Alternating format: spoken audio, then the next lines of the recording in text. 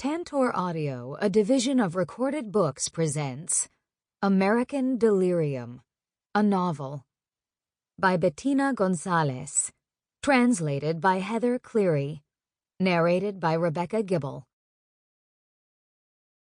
What you have to do is enter the fiction of America. Enter America as fiction. It is indeed on this fictive basis that it dominates the world. Jean Baudrillard, America. Chapter 1. The day he found a woman hiding in his closet, Vic had dreamt about winning a ping-pong tournament. The two events were unrelated, aside from the nearly identical feeling they produced, triumph followed by disgust. The way he'd sneaked into his own home and stealthily pressed his ear to the closet door was exactly like the perfectly calculated arc of his arm as he flicked the ball beyond his opponent's reach. Just then, with the suspense of those days nearly at its end, his ear registered, despite the 2 inches of oak that separated him from his discovery, a loud peal of laughter. Vic lurched back from the closet door as if it had given him an electric shock, losing his balance. That was when he remembered the dream, especially the face of his opponent, an older man who kept taking off his glasses to wipe the sweat from his face with his forearm. As the spectators cheered, the man shook his head slowly, wondering how this 10-year-old boy could have beaten him at his favorite game. Vic, who had never played ping-pong and was exactly 41 years old, had woken up feeling sick, or swindled, as if he'd just come out of a routine operation to find that one of his organs had been removed without his consent. Luckily, his brain was equipped with dozens of chemical defense mechanisms that set about erasing the images, along with the bitter discomfort they produced as soon as Vic stepped out of the shower. He knew what he needed to do. He dried off and put on his clothes, a slight twinge of apprehension lingering in his chest. He left the house at 7:45 as he always did, but not before checking the windows and the complex surveillance system he'd installed the day before. The system wasn't really all that complex, but his complete technological illiteracy had forced him to hire someone to install it. There were 2 cameras, one in the kitchen and another in the hallway between the bedroom and the bathroom, which sent images straight to his cell phone. The technician, who had a storefront on Grandville, congratulated him, saying that many homeowners were choosing to become their own security guards. "You never know what happens after you close that front door," he'd said, shaking Vic's hand harder than necessary. Vic hadn't even owned a cell phone a few days earlier. Now he had one with an empty contacts folder. He always used to wonder what could be so urgent that people felt compelled to drive with that little device stuck to their necks, or to risk letting some burial plot salesman interrupt their enjoyment of a sunny day. Now he understood. Now he was one of them. What next? Eating in a restaurant? The idea made his skin crawl. Stepping into some dining hall full of people wolfing down their lunches, or one of those places where they played classical music in a futile attempt to drown out the sound of 40 or 50 jaws working in unison. No, that would definitely be too much. The first day, he forgot about the whole thing and the phone sat in his jacket pocket. It wasn't until it rang, exaggeratedly loud in the quiet of his workshop, that he remembered it was there. It was the technician who'd installed the cameras. Who else would it be? Calling to see if everything was all right. "Everything's fine," Vic lied.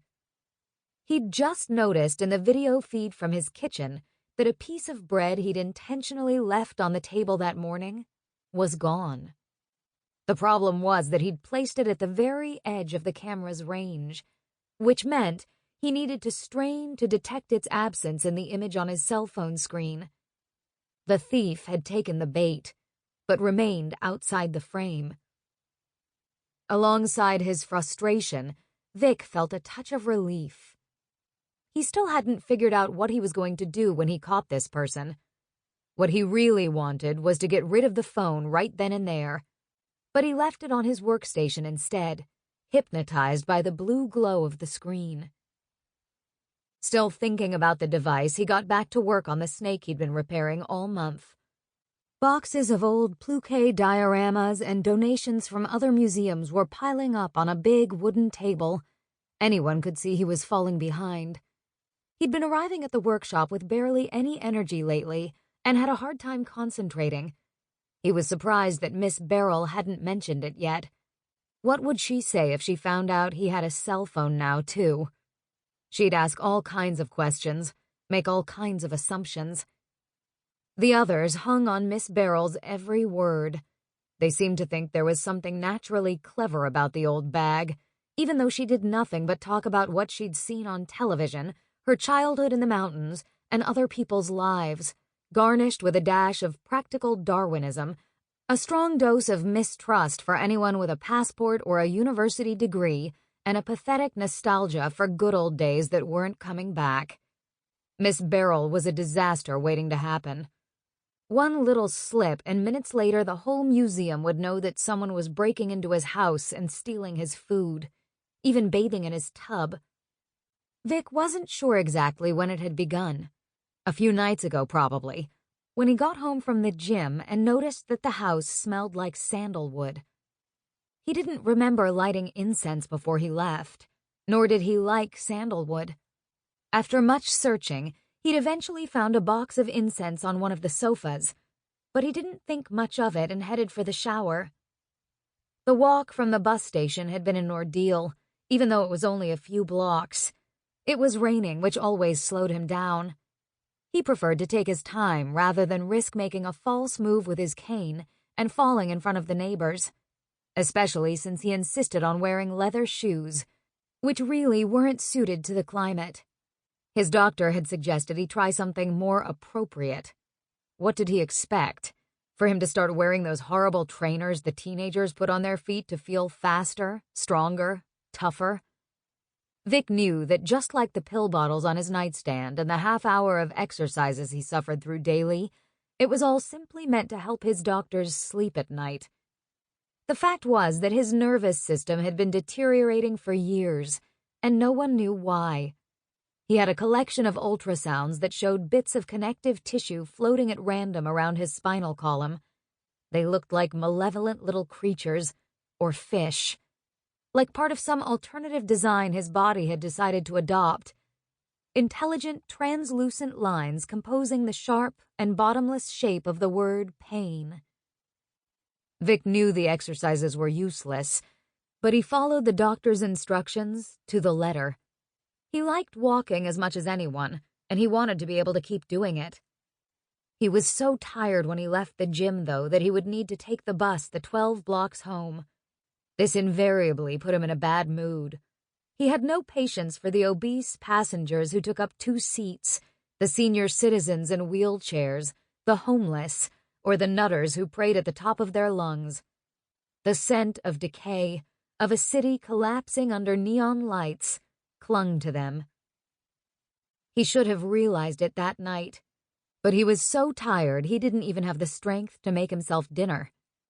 As he was getting out of the shower, he'd felt something vaguely repulsive brush against his heel. He'd jerked his foot back so quickly he almost lost his balance. Once the tub emptied, the circular metal of the drain revealed the culprit, a soapy coil of long black hair. He didn't have the courage to crouch down and examine it up close. He ran a hand over his head to make sure he hadn't suddenly lost a huge tuft. If his body had decided to shed neural fibers, why not hair as well? In the end, he decided it had to be lint or accumulated grime. He promised himself he'd clean the place properly soon. He stuck a morphine patch on his right shoulder, put on his headphones to listen to the sounds of the ocean, and got into bed as he always did at 8:30. Cleaning wasn't one of his priorities. He rarely had energy to spare on housework. He preferred to save it for his clothing, which he made sure was always impeccable. He'd trained himself in recent years to keep his disarray to a minimum. Everything was immediately put away after use. He could swear he ate every meal from the same plate with the same fork. Not to say that a lone shoe didn't occasionally turn up under the sofa or behind a chair, as a sign of one of those days his strength had left him too soon. The air that filtered through his home was as stagnant and dark as his wooden furniture, as the essential oils in the diffuser by the front door. A fine layer of dust had settled over the rooms, from the photographs of his parents on the bookshelf in the dining room to the small colonial silver teacups on the coffee table. He occasionally considered hiring a maid, but ultimately decided it was an unnecessary expense. Morning was his favorite time of the day. It was when he felt powerful. The 10.5 hours of sleep managed to fool his body for a while, and he woke up full of love for the world. At least for the gray sky hanging over the city, the birds singing despite the cold, and the snow falling like a gift onto his windowsill. He didn't get out of bed right away. He'd lie there watching the news, or just thinking, sometimes still caught in the remains of a dream. At 7, he'd get up and go to the kitchen for some cereal or fruit. He would read for a while, take a shower. He'd choose his clothes carefully, sometimes trying on 1 or 2 different outfits before deciding, and then head to the cafe on the corner, where he always ordered the same thing, a large black coffee with extra sugar. All this had probably made him an easy target. He realized that now. There was probably no one in the world with a routine as rigid as his. He always came home at the same time, always took the same streets.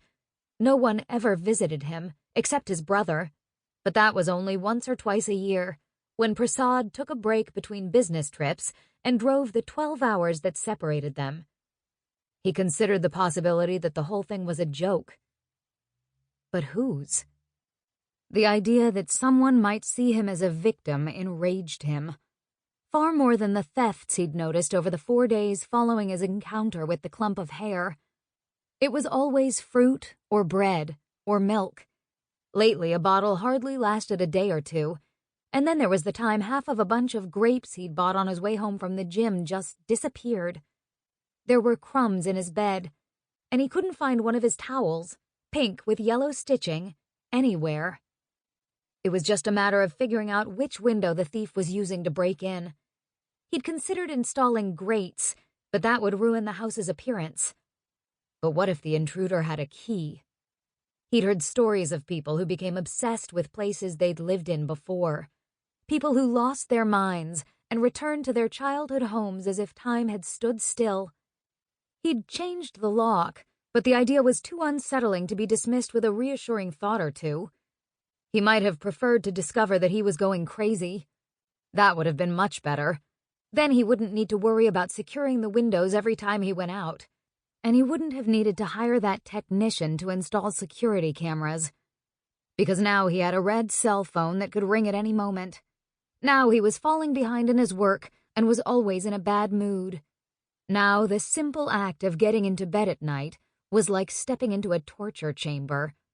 Now he obsessively reviewed the contents of his refrigerator, stayed longer at the gym, and let several buses pass before finally deciding it was time to go home. Anyone could see that he wasn't sleeping well, that every little noise startled him, and that the mornings didn't find him full of love for the world anymore. Where was all this headed? Only one thing was certain. He'd become the kind of man who spied on his own home. My first deer still had its spots. I killed it with a Marlin 336. I didn't know it at the time, but the spots meant that the animal was less than 6 months old. It's illegal to hunt them when they're that young, but Dad didn't mention that part. He congratulated me and rubbed my shoulder right where the rifle had left a dark blue bruise over days of practice. It was years before I went back to it. So much can happen to a girl in a city like this, especially when you get to be a certain age. People wrinkle their noses as they pass, like they can smell the thousands of dead cells you're carrying inside, the microscopic trail you leave behind like a slug. But it's not true. Not everything inside me is rotting. Sometimes I'd like to prove them right, though. There's nothing worse than having someone hand your fears to you gift-wrapped. Why not show them what's waiting around the bend? Most of them act like they're immortal, like they've got all the time in the world to decide between the skim milk and the kind with 2% fat and all the vitamins they'll need to delay the moment they need to start wearing diapers again. Sometimes I'm tempted to do something awful, like stop the chick coming my way with her kid in a shopping cart and scream right in his freckled little face. To him, I'm just a Halloween mask or a pile of dirty clothes someone forgot to pick up. I consider, worse. At the very least, someone should teach them a few survival skills. The average family in this country wastes 25 pounds of food per year. Fact. And that's not even counting the tons of garbage they produce. They think they can make it all better by putting their newspapers and magazines in a little blue bin every night, their glass bottles in a red one, and everything else in the trash. Then they go to sleep and dream of buying a bigger house, having their picture in one of those magazines, spicing things up with the old ball and chain. They're like little kids. Wouldn't last 2 hours on their own. In the morning, they hop in their giant pickup trucks and forget all about it. When the deer started attacking people, no one thought it was important enough to put on the news. Only a few of us saw it for what it was. Another sign of our weakness. The rest just went on planting their tomatoes, making sure they got enough fiber, and keeping up with events in the Middle East. They didn't react, not even when the deer started coming in droves. Their faith in the assurances of ecologists, in the government, and in their weekly salsa lessons never wavered. They probably read about what happened to Ron Duda the way you might read about the genetic mutation of a fly in some remote tropical region, or an exotic disease that, thank God, only affects people with one eye, or those of us constantly living on the verge of falling off society's radar. It didn't occur to them that Duda could be their neighbor, another moron whose fences and intercoms failed to protect from their love of nature. Ron Duda had a house right at the edge of the woods, a wife as fragile as tissue paper, and too much time on his hands. Who knows whether it was an attempt to stay active or to impress his friends with homemade pasta sauce, but he also had a little garden where he grew tomatoes, basil, and eggplant. He spent hours out there every week, trying to keep the woods at bay. The woods, of course, insisted on expanding far beyond his plans for it, which were limited to appearing in the 32 watercolors his wife had painted from their dining room and providing the setting for monthly educational excursions to the river, so his grandkids could get their hands dirty and learn that not everything good and beautiful in the world comes with a barcode. The good Mr. Duda was probably lost in thoughts of this caliber, squatting over his 100% organic tomatoes when he was ambushed by a 6-point buck. He didn't even have time to stand up. One point of the animal's antler tore his cheek to the bone, and another went in through his mouth. A blood clot formed on the spot and started making its way to his lungs. Duda dragged himself from his vegetable beds toward the glass doors of the dining room, where his wife had just poured 2 bowls of cereal. He died in the hospital 3 days later from the clot. His wife said the deer was over 5 feet tall and had a scar on its neck. No one thought to look for the animal, though they did reroute school buses and a few people from the neighborhood set up a patrol. A couple of days later, the whole thing had been forgotten, but some of us were getting ready. In a city where deer had outnumbered humans for years, it didn't take long for other reports to start coming in. One doe bit a young woman in the parking lot of a shopping mall as she was getting into her car. The woman tried to defend herself with an umbrella, but the deer trampled her shopping bags, broke her bottles of wrinkle cream, decimated her centerpieces, and made off with a chunk of the woman's arm between its teeth.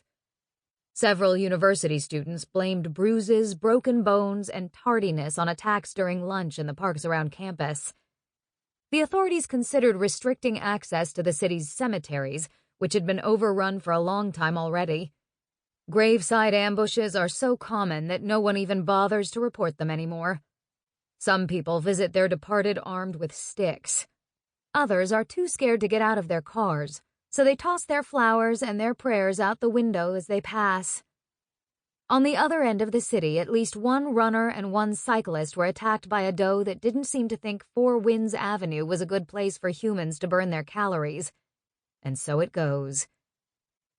None of these cases, though, was as sensational as Amelia Burdett's. While Ron Duda didn't even make the local news, Amelia sparked waves of protests across the city.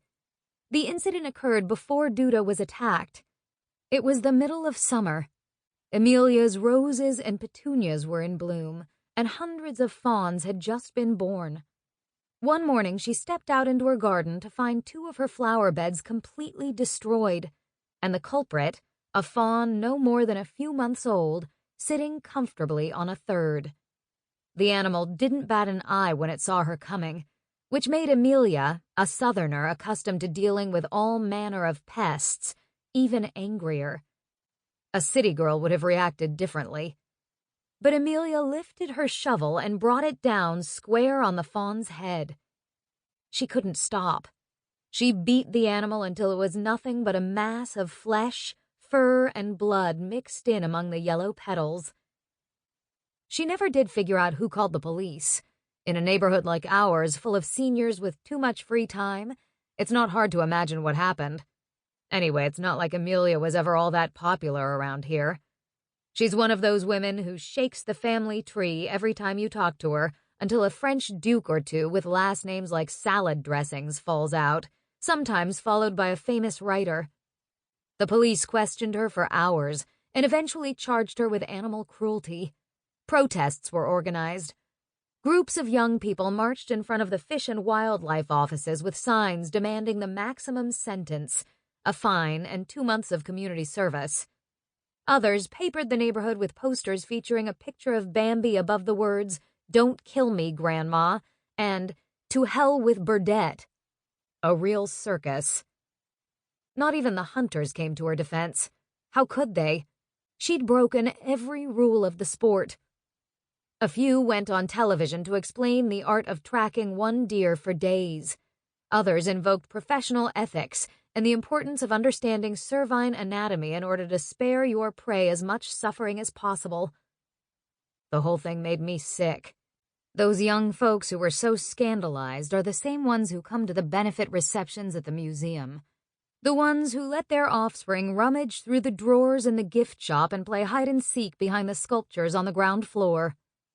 While their parents, armed with canapes and glasses of champagne, save the world from genetically modified produce and stop the deforestation of the Amazon basin, their sticky little hands slide over century-old crystal lamps, stain the curtains, leave smudges all over the Dalí and Rothko reproductions, and steal postcards. Soon enough, though, they'll start losing 3% of their bodily function every year, too. Soon enough, they'll know what it's like to feel something inside them die every minute of every day. They'll panic. They'll stop worrying about saving the deer and start going to the gym 3 times a week. They'll start thinking about a vacation in Thailand, fast cars, one-night stands with much younger women or men who don't speak their language, until all that proves useless too, like yoga or mindfulness. Next come the doctors, nice young men and women usually worried about whales in the South Atlantic, who, without taking their eyes off the chat window on their computer screen, will confirm the grim prognosis. There's nothing left to look forward to. By then it'll be too late for them to escape their complicated lives by running for the woods, and they'll realize none of it mattered all that much anyway. My first deer still had its spots. I killed it with a Marlin 336, and I'd do it again. Matter of fact, it's what we do every weekend. Her first night alone in the apartment on Edmund Street, she made sure to turn on the television and one of the lights. She fell asleep on the couch. Morning came, and her mother still wasn't back. The second night was the same. So was the third. For 3 days she ate leftover chicken and slept on the couch, not wanting to upset the delicate balance of a life Emma Lynn might return to at any moment. She went to school, trying to act normal and not think. Whenever her doubts crept up on her in the middle of class or a conversation with her classmates, she'd cage them inside a battle cry, a sharp twist of her neck, a tug on her hair. Some of the kids probably saw her bite her arm or mutter a few words into the wind, but she was sure none of them suspected she'd become a left behind. The dropouts abandoned their children in public places, sometimes without warning. Sometimes they planned it out. It was part of the call. It was happening less and less, but it still happened. They left the children in front of churches or schools, or more often in front of City Hall. They never considered leaving their children with relatives. That would undermine the gesture. Part of the idea was that they were rejecting the duty of parenthood and returning the children to their rightful guardians. Mothers and fathers were going on strike. They cursed the day they had agreed to participate in this crumbling society by bringing more people into it, and hoped that their withdrawal would overwhelm its institutions, speeding its collapse. But that day never came. The government found ways to deal with the left-behinds. At first, they sent them to orphanages, but people started to complain that the regular orphans were being mixed in with the children of those maniacs.